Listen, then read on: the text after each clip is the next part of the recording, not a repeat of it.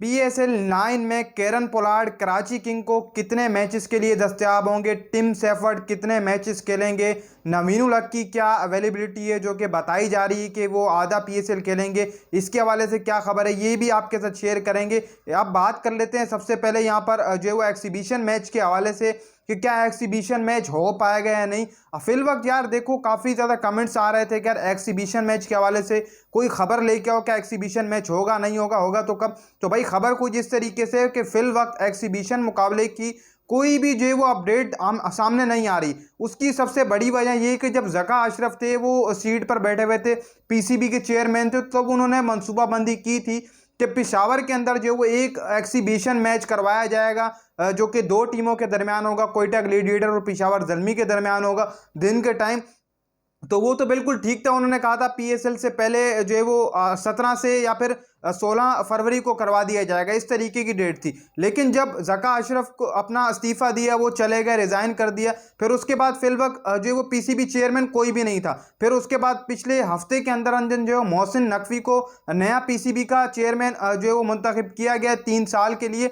अब वही फैसला करेंगे कि क्या एक्सिबिशन मैच करवाया जाए या नहीं करवाया जाए। देखो सबसे पहले तो ये कि जब पीसीबी का चेयरमैन होता है उसके हाथ में ये होता है, पीसीबी की मैनेजमेंट होती है, वही फैसला करती है कि आगे किस तरीके से लेकर जाना है, क्या पीएसएल का एक्सिबिशन मैच करवाना है या नहीं, ये सब जो है वो उन्हीं के हाथ में होता है। तो अभी फिल वक्त तो कोई एक्सिबिशन मैच के हवाले से अपडेट नहीं है। मुझे तो ऐसे लग रहा है कि एक्सिबिशन मैच होगा ही नहीं, क्योंकि फिल वक्त आप सबको पता है कि जो नेशनल क्रिकेट अकेडमी है उसके बाद आज जाकर जो है वो तकरीबन बैनर लगे, पीछे 10 दिन टोटल रह गए, आज जाकर आप अंदाज़ा लगा लें बैनर लग रहे हैं। तो इससे तो मुझे मुश्किल ही नज़र आ रहा है कि पीएसएल 9 का एक्सिबिशन मैच हो पाया पेशावर के अंदर। सो देखो अब आगे क्या होता है, हो भी सकता है कहीं ना कहीं पर फिल वक्त कोई बातचीत तो नहीं की जा रही, बिल्कुल ठप हो गई है बात एक्सिबिशन मैच को लेकर। शुरुआत में की जा रही थी जका अशरफ की सरबराही के अंदर, फिर अभी उसके बाद दोबारा किसी ने ना छेड़ी, ना कुछ कहा गया, ना अपडेट आई होगा भी या नहीं, किस तरीके से होगा, कितने बजे होगा, उसके बाद कोई भी अपडेट नहीं आई। मुझे तो यह अंदाज़ा लग रहा है कि एक्सिबिशन मैच मुश्किल है, ना हो पाएगा। लेकिन अगर मोहसिन नकवी थोड़ी सी नज़र डालेंगे, उनको बताया जाएगा, फिर कहीं ना कहीं पर एक्सिबिशन मैच हो सकता है।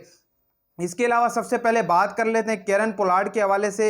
ये भी कमेंट्स आया था कि केरन पोलार्ड कितने मैचेस के लिए अवेलेबल होंगे, तो मैं आपको बता दूं केरन पोलार्ड शुरुआती मुकाबले जो है वो खेलेंगे, दस्तयाब होंगे कराची किंग को, फिर उसके बाद केरन पोलार्ड भी चले जाएंगे। यानी कि शुरुआती जो थोड़े बहुत मुकाबले होंगे, जब पीएसएल स्टार्ट होगा कराची किंग के जो शुरुआती मुकाबले होंगे उनमें केरन पोलार्ड कराची किंग को दस्तयाब होंगे। फिर आगे चल के जो है वो छोड़ जाएंगे, टीम को चले जाएंगे, उनकी जगह जो है वो फिर जाहिद महमूद जो है वो रिजर्व के तौर पर जो है वो लिया गया, रिप्लेसमेंट ली गई है केरन पोलार्ड की।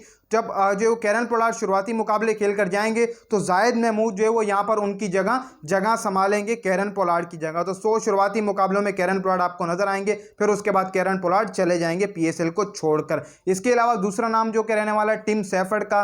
टिम सेफर्ड के हवाले से भी कुछ इस तरीके से कि टिम सेफर्ड क्या पता आपको जो शुरुआती मुकाबलों में ना दिखाई दें, या फिर ऐसे भी हो सकता है कि टिम सेफर्ड पूरा पीएसएल ही ना खेले।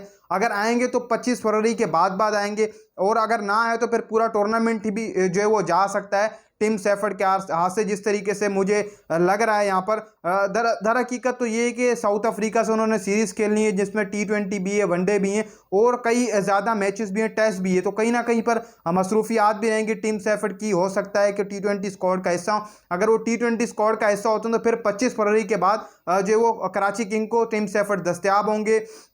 अभी भी टीम सेफर्ड की रिजर्व पड़ी है, कोई पिक नहीं ली गई है कराची किंग की तरफ से, जो कि रखा गया अभी फिल वक्त कोई पिक नहीं ली गई टीम सेफर्ड की जगह। ये लेंगे लेकिन बाद में जाकर लेंगे, जब टीम सेफर्ड चले जाएंगे फिर उसके बाद जाकर लेंगे। तो 125 के बाद ही क्या पता टीम सेफर्ड आए, थोड़े मुकाबले खेलें फिर चले जाएं, या फिर ये भी हो सकता है कि जो अपना टीम सेफर्ड है वो पूरा पीएसएल में ही दस्तयाब ना हो कराची किंग को, कोई नया प्लेयर आएगा इसकी जगह रिप्लेसमेंट के तौर पर जो कि रिजर्व रखा गया है। इसके अलावा आखिरी प्लेयर की बात करें पेशावर ज़ल्मी की, नवीन उल हक के हवाले से। नवीन उल हक कितने मैचेस खेलेंगे। देखो नवीन उल हक के ऊपर तो पहले बैन लगा था, फिर बैन हटा दिया गया, इंडिया के खिलाफ सीरीज खेली नवीन उल हक ने। उसके बाद अभी इनकी जो सीरीज हैं वो काफ़ी ज़्यादा, श्रीलंका से भी है, आयरलैंड से भी सीरीज हैं, 2 सीरीज हैं, और ये इन 2 सीरीज के अंदर पूरा पीएसएल जो है मुकम्मल हो जाएगा। लेकिन कुछ ज़रा ये भी बता रहे हैं कि नवीन उल हक जो है वो शुरुआती मुकाबले या फिर बीच में आएंगे फिर उसके बाद चले जाएंगे। तो मुझे तो मुश्किल लग रहा है कि नवीन उल हक जो है वो पूरा पीएसएल खेल पाए। मुझे तो आधा भी मुश्किल नज़र आता हुआ जो है वो यहाँ पर दिखाई दे रहा है कहीं ना कहीं पर, क्योंकि उनकी सीरीज़ें भी हैं, वो सीरीज़ को सर्व करेंगे। श्रीलंका से सीरीज़ खत्म होगी तो वो दुबई पहुंच जाएंगे। जाहिर सी बात है उन्होंने सीरीज़ तो खेलनी है। अगर वो T20 स्क्वाड और वनडे स्क्वाड का हिस्सा होते हैं तो कहीं ना कहीं पर जो है वो दस्तयाब नहीं होंगे आपकी पेशावर ज़ल्मी को, जो नवीन उल हक अगर ये नहीं खेलते हैं वहाँ पर, आधे जो वनडे मुकाबले हैं उनको छोड़कर खाली T20 मुकाबले खेलकर फिर आ जाते हैं पीएसएल में, तो वब जो है वो इसका बन सकता है कुछ मुकाबलों के लिए पार्टिकल जो है वो अवेलेबल रहेंगे। नवीन उल हक कुछ ही मुकाबले खेलेंगे, अगर खेलेंगे तो कुछ ही खेलेंगे, वरना तो नवीन उल हक भी पीएसएल 9 से बाहर हो सकते हैं, थोड़ा बहुत खतरा है। लेकिन बताया ही जा रहा है कि नवीन उल हक थोड़े से मुकाबले खेलेंगे। उम्मीद है आपको ये तीनों अपडेटें अच्छी लगी, और अच्छी लगी वीडियो को लाइक करके चैनल को सब्सक्राइब कर दें, ताकि हमें तमाम न्यूज़, खबरें, फैक्ट जो आप तक घर बैठे पहुँचते रहें।